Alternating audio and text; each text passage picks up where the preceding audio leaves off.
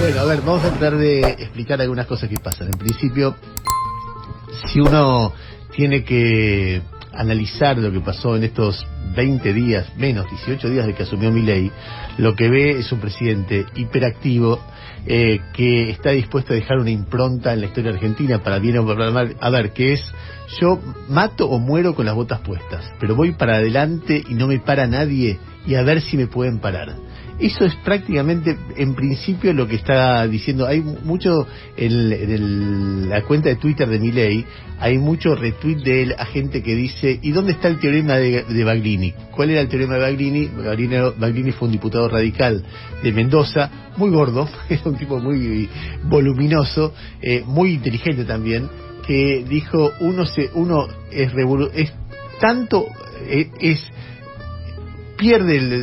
se modera a medida que llega al poder. Es muy revolucionario. Cuanto más lejos del poder es muy revolucionario, cuanto más cerca es mucho más conservador.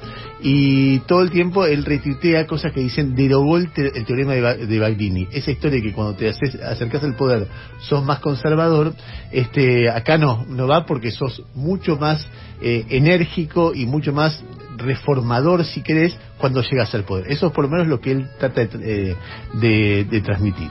Esto que estoy diciendo, un hombre que está dispuesto a ejercer el poder y en todo caso matar o morir en el intento, es lo que uno ve en los primeros días. Qué sé yo, por ejemplo, Moreno el otro día, cuando habló con nosotros, dijo: esta hiperactividad, esta excitación va a seguir a una depresión cuando vea que las cosas no le van a salir bien. Bueno, puede ser, es una interpretación del futuro en todo caso, y el muy futuro politizado. es imposible, se devela por sí mismo. Lo que uno puede ver de estos 20 días es, en principio, la excitación y la cantidad enorme de propuestas. Le doy simplemente 4 pasos que tuvo este proceso de que llegó, sin contar el protocolo para manifestaciones de Patricia Bullrich, solamente del Poder Ejecutivo sacando seguridad. Primero, el plan económico, la mega devaluación que se tomó, decisión que se tomó el martes 12 de diciembre, que fue, estamos viviendo los efectos, que también te quedas sin tiempo y decís: che, pero ¿qué está pasando con los precios? Che, pero ¿qué está pasando con el sector financiero? Che, pero ¿qué está pasando con el dólar? Que uno, en principio, sabe, los precios suben mucho, el dólar está quieto, el sector financiero muestra por ahora que tiene, no sé si confianza o espacio para hacer negocios. ¿Qué pasa con las reservas? Crecen las reservas, etcétera. Pero bueno, uno se pierde en medio de todo esto. Entonces, primero, devaluación. Segundo fue el DNU, que quizás sea la medida más polémica de todos en términos de división de poderes, de la democracia tal cual la conocemos, etcétera. Después, el envío a extraordinarias de un montón de leyes donde destacan desde la restitución del impuesto a las ganancias hasta, no sé, eliminación de regímenes de doble imposición para que grandes empresas paguen menos impuestos si están radicadas en paraísos fiscales. O sea, primero devaluación, después el DNU, después el DNU que deroga 360 leyes, después el llamado de extraordinarias con las leyes, y ayer la ley ómnibus. Entonces lo que vamos a hacer ahora es dedicarnos un cachito a entender qué es la ley ómnibus, qué elementos tiene, porque son también una cantidad de cosas que son infernales. Bajamos un poquito la música, si podés, XX. Gracias. Bueno, dicho esto, vamos a hablar un poquito de la ley ómnibus. Es muy interesante cuando ves todo este paquete, porque te metes en cómo sería un mundo feliz para Milei.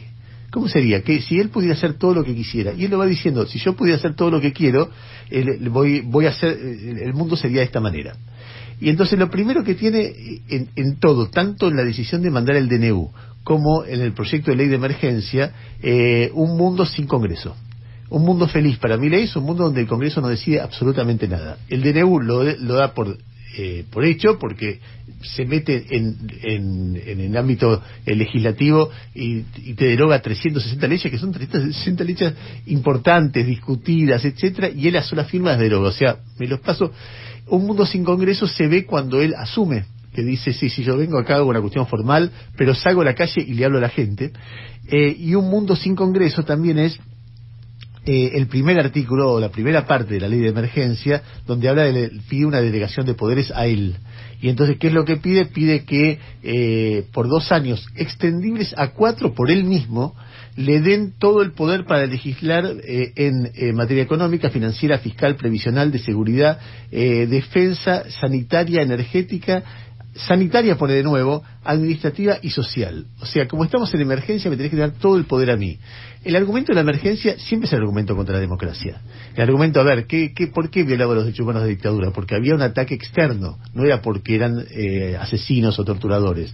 ¿Por qué? Y así como en muchas cosas, los gobiernos, algunos gobiernos que quieren concentrar el poder, ¿por qué Cuba o Venezuela argumentan que no respetan las libertades individuales? Por el bloqueo. Hay una amenaza que me hace a mí ser distinto respecto de esto y no respetar las libertades o no respetar los tiempos de la democracia. Y además está el tema del plazo, porque ayer se comparaba con la ley de emergencia que mandó Alberto, que le daba casi todas, salvo 2 emergencias menos, le daban las mismas delegaciones a Alberto Fernández, pero era hasta el 31 de diciembre de 2020 no prorrogable. O sea, un año. Era un año no prorrogable. Se la aprobaron en ese momento. Se aprobó la ley de solidaridad social y reconstrucción productiva, etcétera, y era en esa época emergencia financiera, fiscal, económica, administrativa, previsional, tarifaria, energética, sanitaria y social. No estaba ni seguridad ni defensa, pero decía hasta el 31 de diciembre de 2020. Acá es 2 años y 2 años más. Bueno, pero además hay algunas cosas que son, para mí, lo más llamativo que me impresiona eso, porque después a ver, uno puede estar en desacuerdo con Milei, pero si Milei dice, mire, yo quiero que el mundo sea así, y el Congreso que define, bueno, ya es otra cosa que el DNU. Entonces él dice, yo quiero que el mundo sea así, así, así, que vos te puedas divorciar express. Bueno, el Congreso define si está de acuerdo o no. Eso es una cosa más normal. Es lógico que un presidente, cuando asume, te mande, no sé, 30 leyes o una ley ómnibus con 30 artículos, o 40 o 60, y te diga, che, discutan esto. Esta es mi plataforma y veamos qué puedo aprobar y qué no. Eso es lo normal de una democracia. Ahí, en el hecho mismo de mandar una ley ómnibus, uno puede mirar la hiperactividad, uno puede discutir algunas cosas. Algunas cosas a mí no me gustan nada, otras me parece que son opinables, qué sé yo.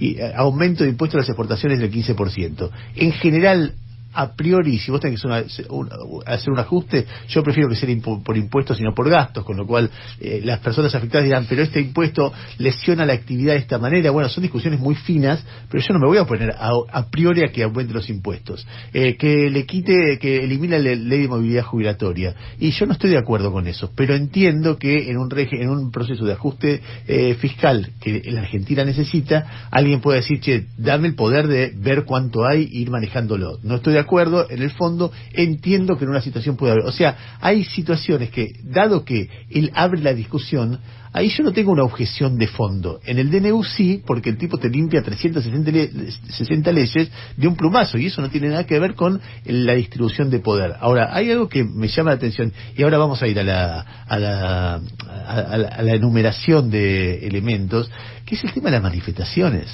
¿Por qué? Porque vos para las manifestaciones tenés que pedir permiso.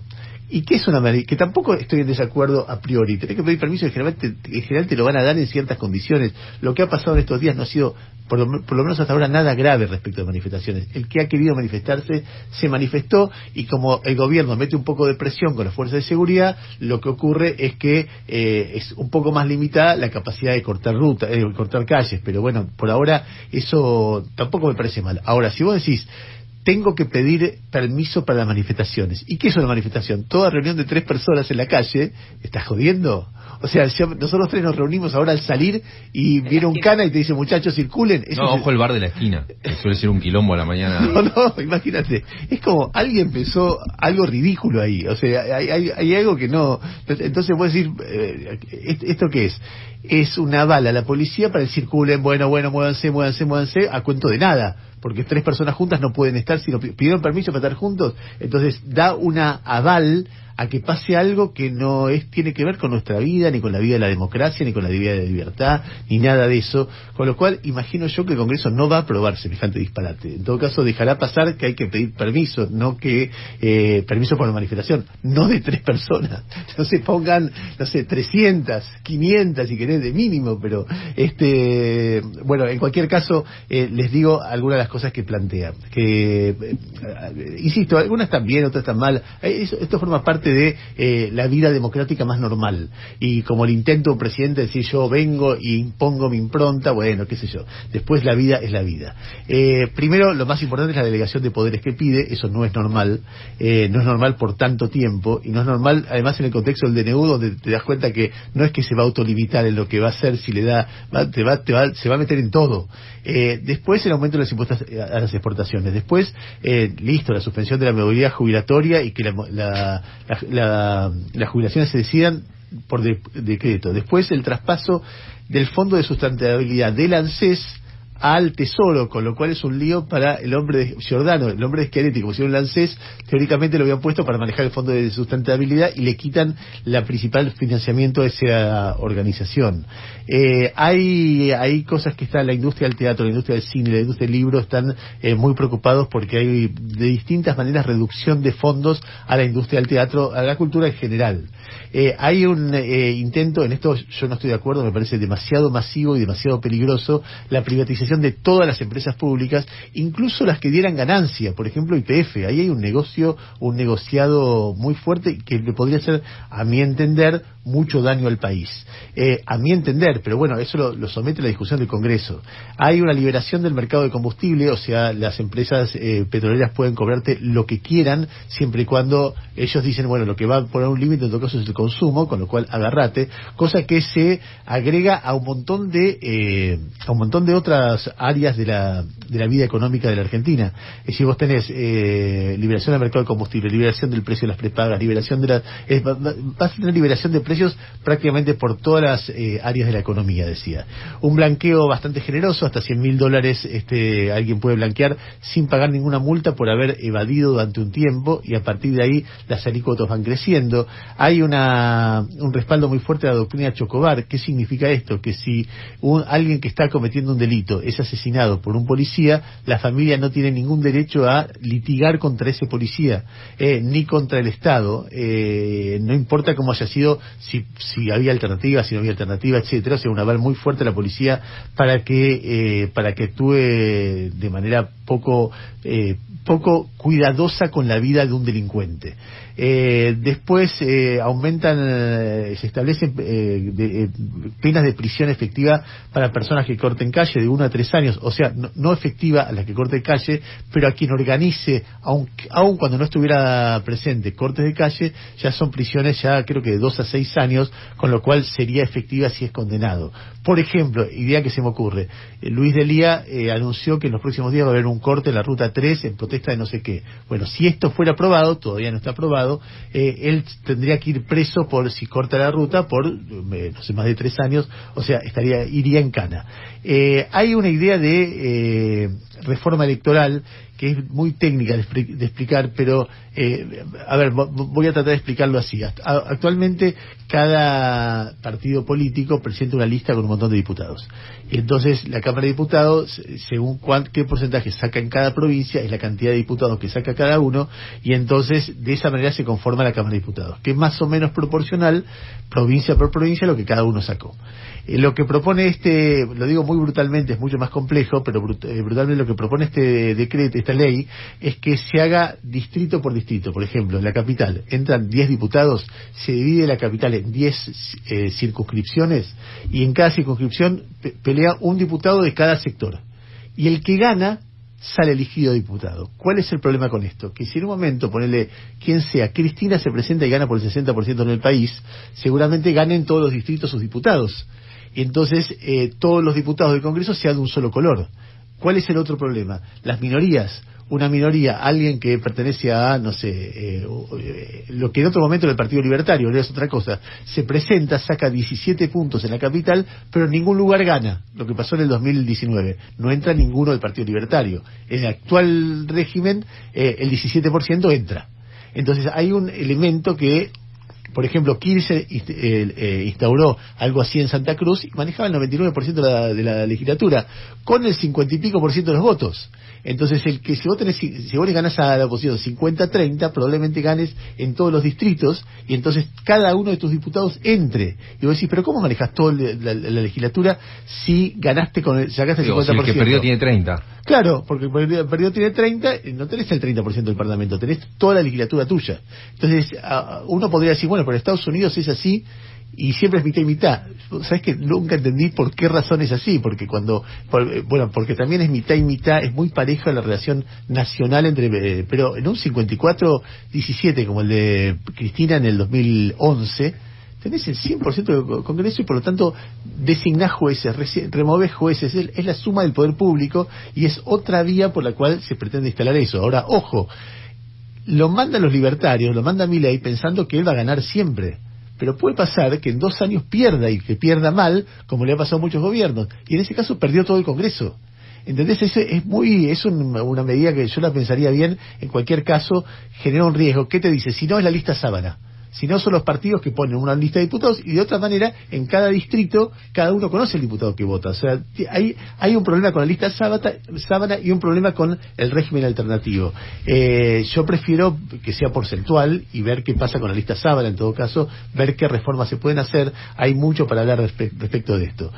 Medio ambiente no es una prioridad para Milei, es una prioridad sacar todo lo que limite o que proteja el medio ambiente. Tanto en el decreto de necesidad de urgencia como acá hay un montón de medidas que en algún momento nos vamos a dedicar a enumerar.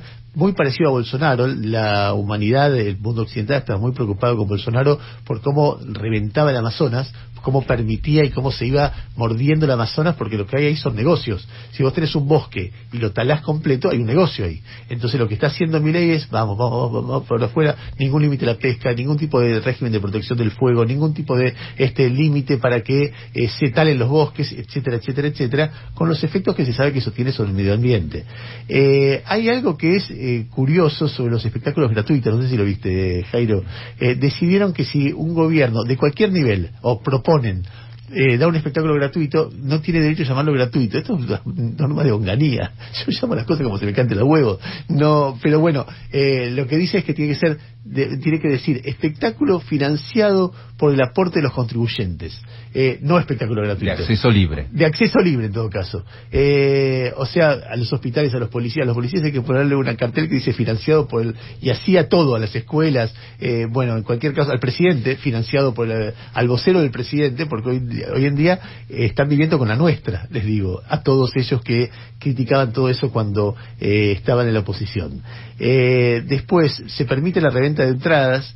Las sucesiones y los divorcios se pueden hacer en escribanías o en el registro directamente, una cosa express. Esto me parece bastante razonable. Establecer un examen secundario final para quien quiera recibirse de la escuela secundaria, tiene que mostrar que tiene algunos conocimientos.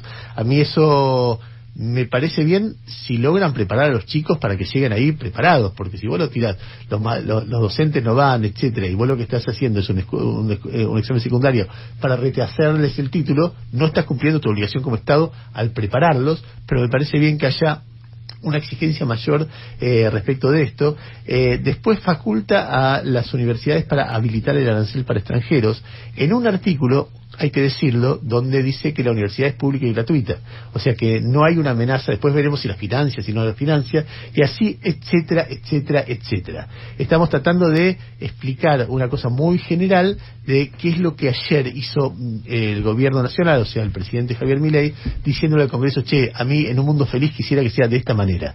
Si vos juntás el plan económico, más el decreto de necesidad de urgencia, más el DNU, más los proyectos extraordinarios, más la ley ómnibus, lo que ves es un intento de concentración de poder inédito en el Poder Ejecutivo, por un lado, y por otro lado, un intento de retirada del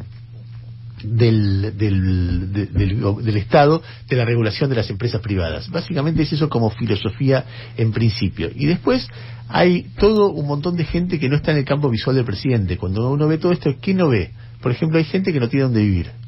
¿Qué hay sobre vivienda? Absolutamente nada, solamente la liberación del precio de los alquileres. Hay gente que está en las villas, hay proyectos respecto de eso, de cómo generar vivienda, de cómo dar tierra, etcétera. Hay proyectos interesantes y proyectos compatibles con un régimen capitalista. El presidente no los ve. ¿Dónde están los jubilados en este contexto? Hay gente que gana 100.000 pesos, el gobierno anterior, con todos los problemas que había, te da un alivio con los bonos, no aparecen los bonos. Y entonces te hace una mega devaluación y a fin de mes van a cobrar 100.000 los que cobraban 100.000.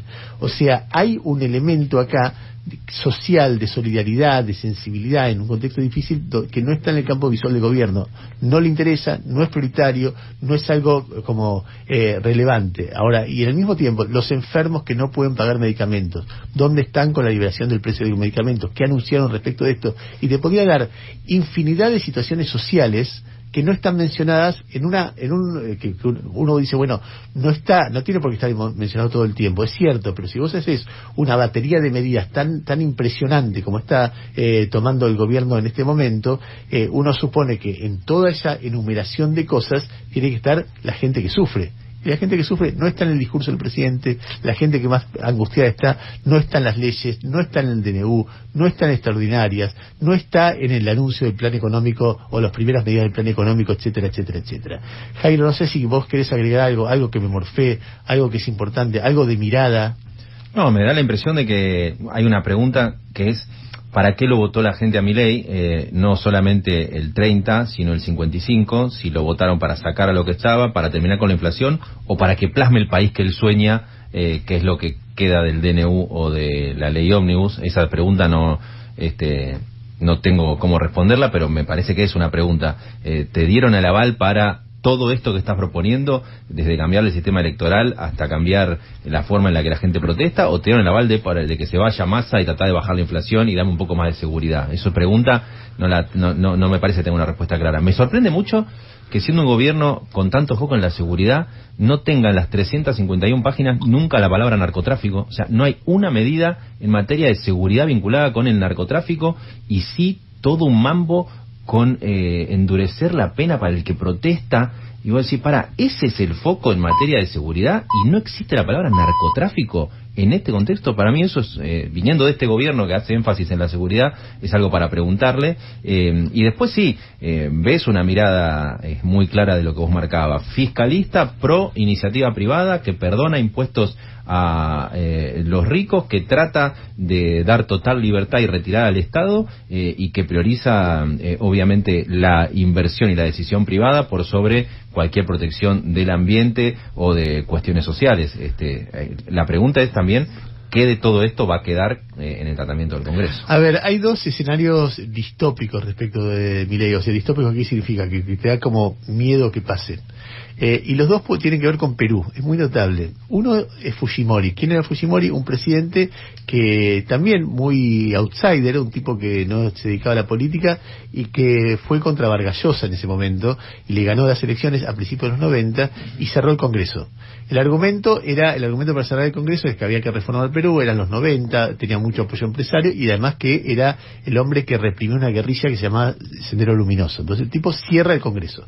Ese es un escenario que Milei termina. A Milei no le gusta el Congreso y creo que doctrinariamente no cree en el funcionamiento de democracia. Él muchas veces lo ha dicho, no lo hemos registrado tantas veces como lo ha dicho, pero es algo doctrinario de los libertarios. Hay mucho escrito sobre el tema de que la democracia traba, la democracia es ineficiente, la democracia es una especie de contubernio entre políticos y burócratas para oprimir al pueblo. Esa idea está en Milei. Entonces, un elemento, decía, distópico, de pesadilla, es un dictador. Pero el otro también viene de Perú, que es lo contrario, que es Pedro Castillo. Es un tipo que quiere hacer reformas, pero como no tiene apoyo en el Congreso y las reformas son medio alocadas y no tiene experiencia, el Congreso lo termina echando. Entre esos dos escenarios tal vez nosotros estemos viendo un camino intermedio de lo que vaya a pasar, digamos, pero sirve para orientar, porque algunos dicen, no, este es un dictador, pero va a caer rápido. Bueno, si es un dictador no va a caer rápido. O otros te dicen, este va a caer rápido, pero es un dictador. ¿Cómo caer rápido y es un dictador? Las dos cosas juntas no van a pasar. Y tal vez no pase ninguna, porque pese a todo todo sigue siendo un país normal. Lo que sí es un hombre que intenta tener mucho poder, pero no lo tiene, por lo menos por ahora no lo tiene, y porque las elecciones no se lo dio, porque no tiene parlamentarios, porque no tiene gobernadores, porque tampoco tiene experiencia. Intenta tener mucho poder pero no lo tiene en circunstancias que son muy difíciles. En eso tiene razón. El plan económico que él quiere poner en marcha está frente a una realidad que le va a oponer resistencia. Y le va a oponer resistencia no porque la realidad sea mala, sino porque bajar la inflación es muy difícil, y también porque la forma en que él pretende bajarla es una forma que técnicamente es muy discutida por casi todos los economistas con los que uno habla. Entonces muchos te dicen, no estoy de acuerdo con la dirección, pero muchos otros te dicen, la dirección que está planteando en términos fiscales está bien, pero el método es muy poco abarcativo. La palabra abarcativo me encanta, es poco, reduce la cantidad de herramientas que un gobierno debería usar para frenar la inflación, y por lo tanto no la va a poder frenar. Si la situación está, como dijo Cavallo en un informe que mencionaba Jairo antes de ayer, que a fin de año que viene tenemos un 350% de inflación anual, 350, eso dice Cavallo, y es de los más moderados, y ahí tenés un punto donde Milei, diga lo que diga, quiera lo que quiera, va a tener que medirse con esa realidad. Hoy, por ejemplo, Milei dice, si no me aprueba el DNU, voy a ir a un plebiscito. Hoy tiene chances de ganarlo. Hay que ver, pero tiene chances de ganarlo. En 6 meses, con esa inflación, ¿tendrá chances de ganarlo? Bueno, veremos qué es lo que pasa con la gente diciendo, bueno, mucha gente que lo votó tiene que irse de la escuela privada a la escuela parroquial, muchas de la escuela parroquial con los chicos a la escuela pública, mucha gente no puede pagar medicamentos, mucha gente tiene que reducir sus vacaciones, mucha gente tiene, bueno, todo esto que él está proponiendo hacer teóricamente como un correctivo, ¿le va a dar el poder para imponer más cosas, o en 6 meses estamos hablando de otra situación? Digamos, yo trataría de alejar de la cabeza de las personas, de los que nos están escuchando, y también de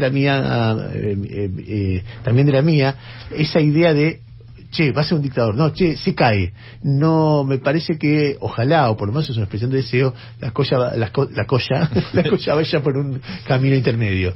7:34 minutos de la mañana. Vamos a parar de hablar al pedo por un ratito, vamos a escuchar la temperatura.